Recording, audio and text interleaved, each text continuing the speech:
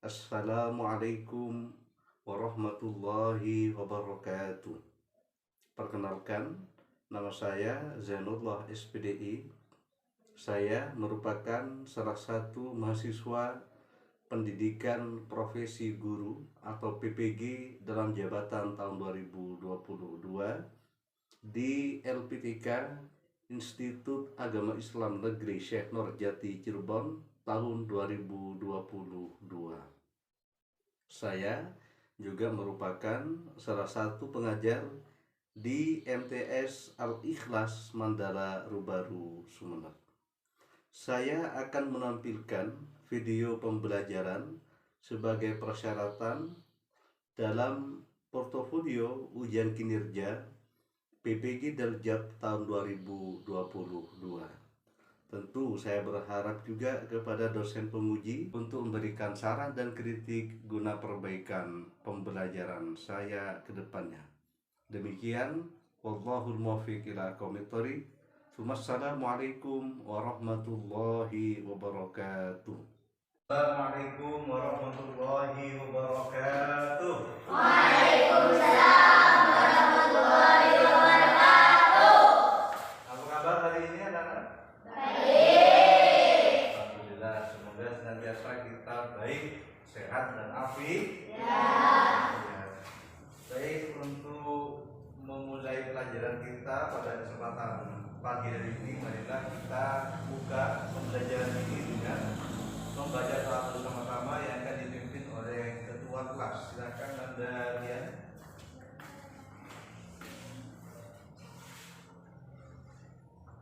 Sebelum memulai pelajaran kita hari ini, mari kita membaca doa bersama-sama.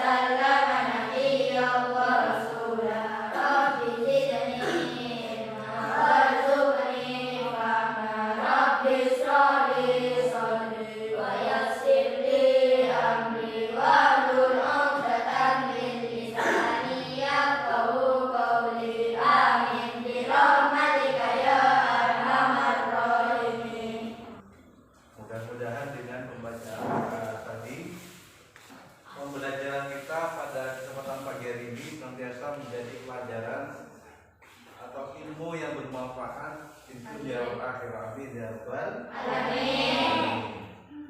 Apakah hari ini untuk kelas 7 masuk semua? Tidak. Ukuran 2. Kita jumlahnya ada 20. Kenapa tidak masuk? Siapa yang tidak masuk? Siapa yang tidak masuk? Ahmad, tadi siapa? Rozi. Ahmad sama Rozi. Kita doakan mudah-mudahan mereka berdua yang tidak bisa masuk hari ini, kalau sakit segera disembuhkan oleh Allah Subhanahu wa taala. Amin. Baik, saat ini untuk menambah kecintaan kita kepada bangsa Indonesia, marilah kita menyanyikan lagu Indonesia Raya. Saya harap semuanya berdiri dengan menghadap ke papan semuanya.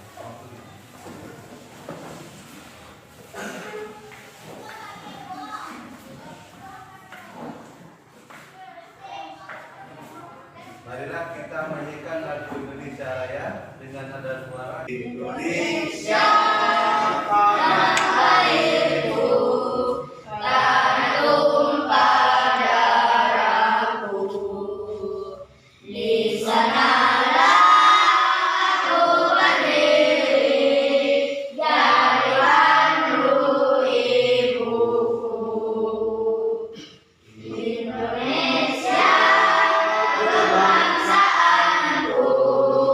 Bangsa dan tanah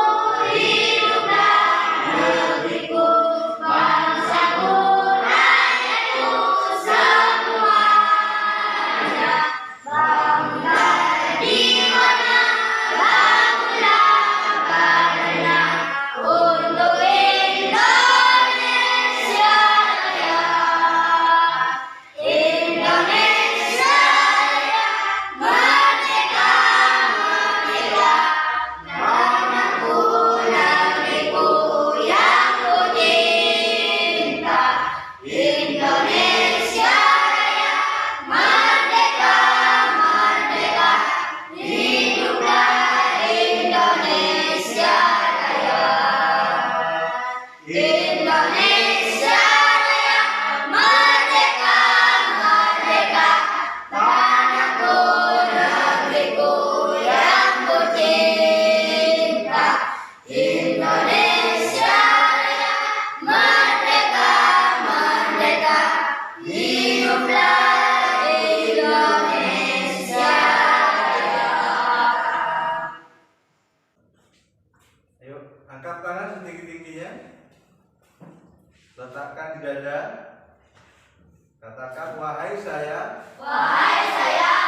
hari ini saya akan belajar pelajaran fikih dengan materi menjaga kelangsungan hidup manusia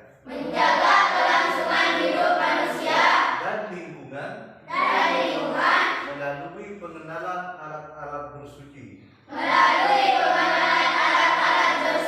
Semangat ya. Berhasil ya. Insya Allah. Alhamdulillah. Ya, tepuk tangan dulu teman-teman. Baik, tujuan pembelajaran kita hari ini, satu, melalui lembar penilaian diri, siswa dapat menunjukkan keimanan terhadap sifat Rahman, Zat yang Maha Pengasih dan Rahim, Zat yang Maha Penyayang bagi manusia dan ekosistem lainnya dengan benar. Kemudian yang kedua, melalui lembar penilaian Rahman, siswa dapat membuktikan keimanan terhadap sifat Rahman dan Rahim Allah Subhanahu wa Ta'ala dalam kehidupan sehari-hari melalui penggunaan air untuk bersuci dengan mempertimbangkan kelangsungan hidup manusia dan ekosistem lainnya dengan baik. Untuk mencapai tujuan itu, maka pembelajaran kita akan kita model dengan cara diskusi, di mana kalian nanti akan saya bentuk menjadi dua kelompok, kelompok A dan kelompok B. Nanti harus aktif diskusinya. Antar satu dadanya harus sama-sama saling tukar pendapat. Jangan hanya menunggu pendapatnya temannya. Kalau punya pendapat juga diutarakan, disampaikan kepada teman. Pada LCD proyektor silahkan kalian amati mengenai pengertian bersuci, alat-alat bersuci, perbedaan antara bersuci dan membersihkan, kemudian alat bersuci selain air, ya, dan lain sebagainya.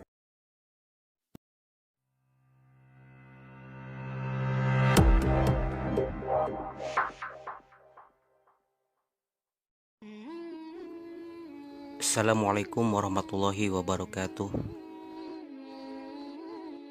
Dalam video ini kita akan membahas tentang bab toharoh bersuci, yaitu tentang istinja, berwudu, mandi, dan tayamum. Yang pertama kita bahas yaitu tentang istinja, pengertian istinja atau bersih dari kotoran. Istinja menurut bahasa terlepas atau selamat.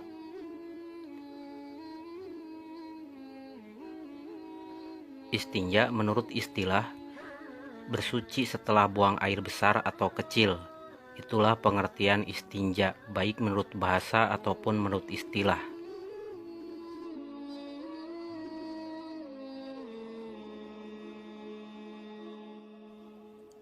Alat untuk beristinja.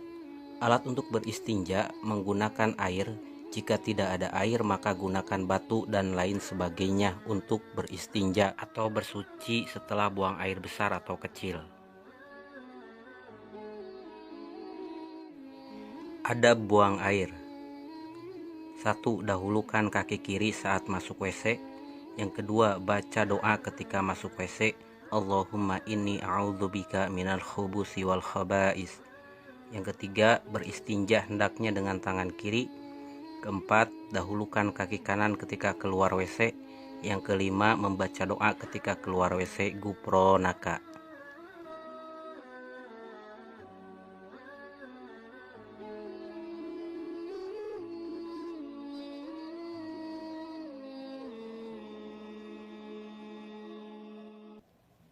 Hal-hal yang dilarang ketika buang air.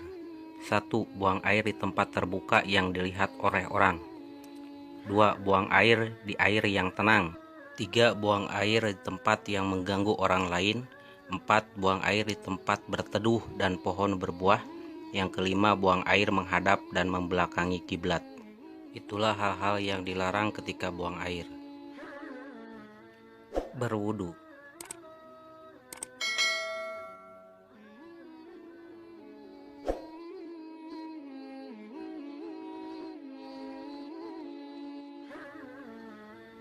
Pengertian berwudu. Menurut bahasa, wudu berasal dari kata wado'ah yang artinya bagus, indah, atau elok. Menurut istilah, wudu adalah membasuh bagian anggota tubuh tertentu untuk menghilangkan hadas kecil. Itulah pengertian wudu menurut bahasa dan juga menurut istilah.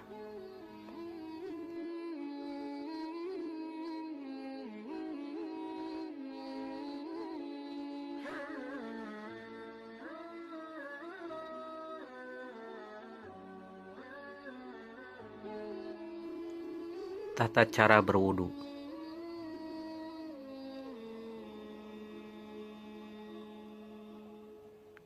Satu, niat berwudu karena Allah dan membaca basmalah.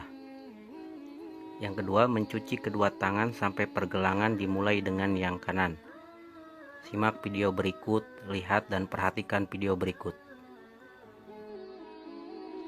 Mulailah berwudu dengan membaca basmalah.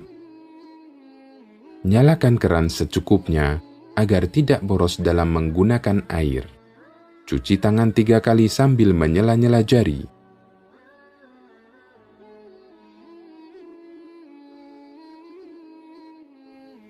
Ketiga, berkumur-kumur dan menghirup air ke hidung dalam 1 cidukan tangan. Perhatikan contoh video berikut. Lalu berkumur sekaligus menghirup air ke dalam hidung dengan Dalam video tadi, apa pengertian toharoh secara bahasa dan istilah? Silakan Lita. Menurut bahasa, toharoh berasal dari bahasa Arab yang berarti bersih atau suci. Yes. Menurut istilah, toharoh artinya bersih dari kotoran najis dan hadas. Bagus, ya, tepuk tangan semua. Baik, kemudian dari kita dari kelompok yang laki-laki dan cowok-cowok. Kira-kira alat bersuci itu ada berapa?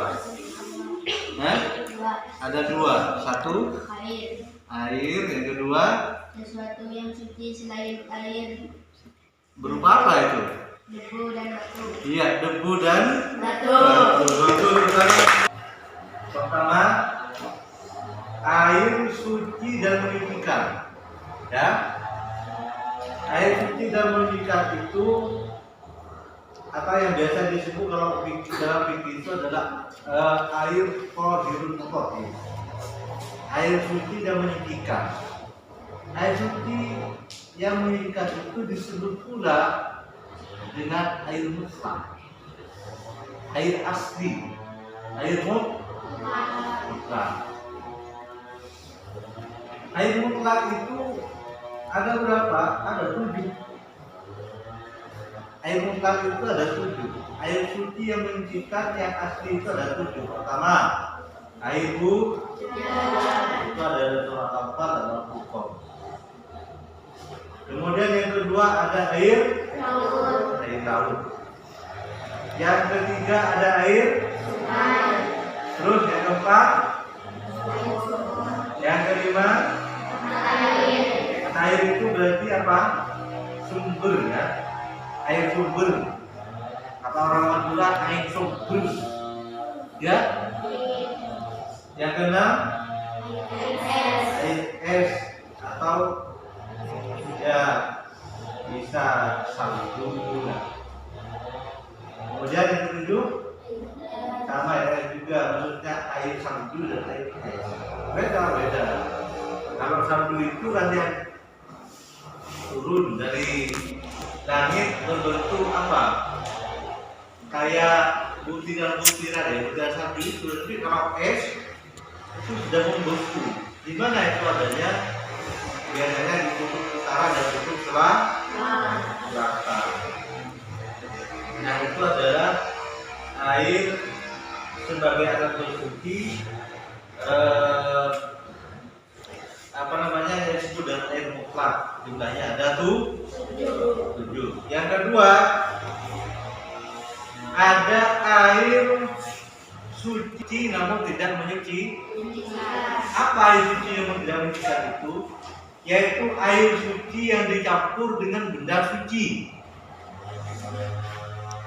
sehingga bisa merubah rasa dan baunya. Contoh, air teh, air kopi. Dari pemaparannya tadi, adakah pertanyaan dari kalian? Gak ada? Maka sebagai kegiatan inti pada pembelajaran kita hari ini, saya minta kalian tetap di tempat duduknya masing-masing. Cuma ini 2 orang silakan pindah ke ini, ke kelompok barat. Terus sama, silakan pindah.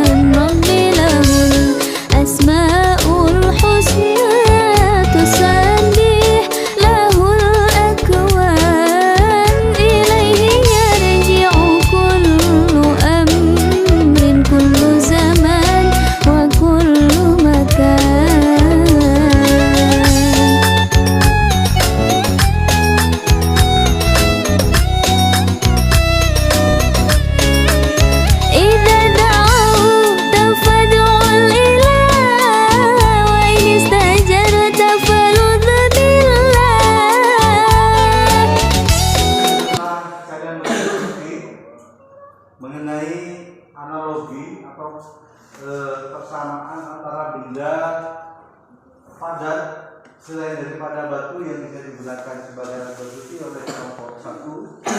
Kemudian tata cara bersuci dengan menggunakan benda suci selain daripada air, tentunya dengan cara tayamum dengan menggunakan wudhu oleh kelompok dua. Setelah kami berdiskusi dan mengidentifikasi unsur analogi. 1. Menentukan ashlun, batu yang sudah jelas hukumnya. 2.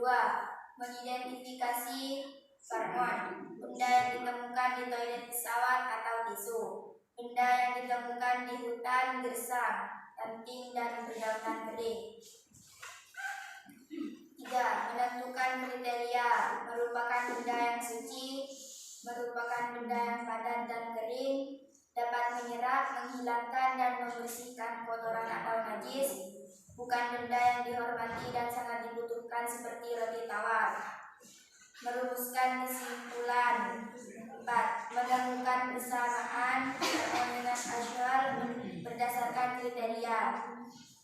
Tisu, ranting, dan dedaunan kering memiliki 4 kriteria yang disyaratkan. Menentukan perbedaan harmon dengan ashal berdasarkan kriteria. Hanya tingkat kepadatan dan berbeda antara tisu, kayu, dan dedaunan kering dengan batu. Tisu, ranting, dan dedaunan kering boleh digunakan sebagai alat bersuci menggantikan batu. Ya, kita tepuk tangan untuk mendali ya. Kita didempel dulu. Artinya didempel.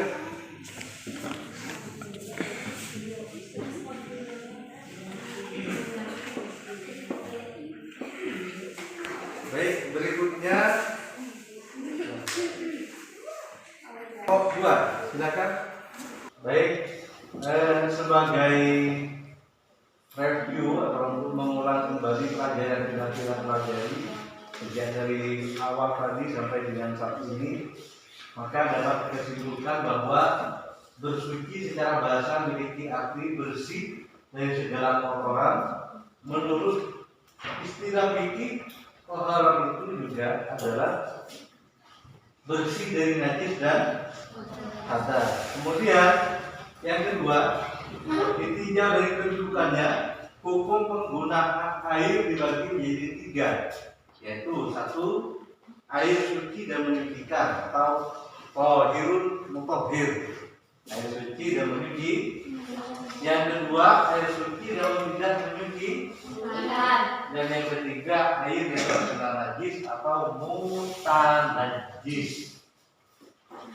Kemudian yang ketiga, sebagai pengganti air, batu dapat digunakan sebagai alat bersuci dengan syarat: pertama, menggunakan 3 buah batu. Yang kedua, batu yang digunakan dapat membersihkan. Yang ketiga, najis belum mengering. Yang keempat, najis belum berpindah. Yang kelima, najis tidak bercampur dengan benda lain. Berikutnya, najis tidak meluber. Kemudian yang berikutnya, batu dalam keadaan tidak basah dan batu dalam keadaan suci. Yang keempat, diperbolehkan menggunakan benda padat selain batu dengan syarat memiliki kriteria seperti yang dikatakan Nadia tadi: suci, padat dan kering, mampu menyerap, menghilangkan dan membersihkan. Kemudian yang terakhir, bukan benda yang dihormati dan sangat dibutuhkan. Baik, sebagai akhir kegiatan kita, silakan kalian jawab pertanyaan dalam lembar ini. Silakan kalian jawab pertanyaan baik yang berbentuk pilihan ganda maupun juga untuk mengulang kembali pelajaran yang kita pelajari sejak dari awal tadi sampai dengan saat ini. Maka dapat kita simpulkan bahwa bersuci secara bahasa memiliki arti bersih dari segala kotoran. Menurut istilah fikih, toharoh itu juga adalah bersih dari najis dan hadas. Kemudian yang kedua, Intinya dari kedudukannya, hukum penggunaan air dibagi menjadi 3, yaitu 1. Air suci dan menyucikan atau thahirun mutahhir. Insyaallah pada pertemuan yang akan datang kita akan membahas tentang materi bersuci dengan cara yang tepat menjadi hidup lebih sehat. Insyaallah. Baik, sebagai akhir perjumpaan kita pada kesempatan hari ini, maka tentu saya berharap semoga ilmu yang kita pelajari senantiasa menjadi ilmu yang bermanfaat. Amin. Dari saya, terima kasih atas perhatian. Mohon maaf atas segala kesalahan. Wassalamualaikum warahmatullahi wabarakatuh.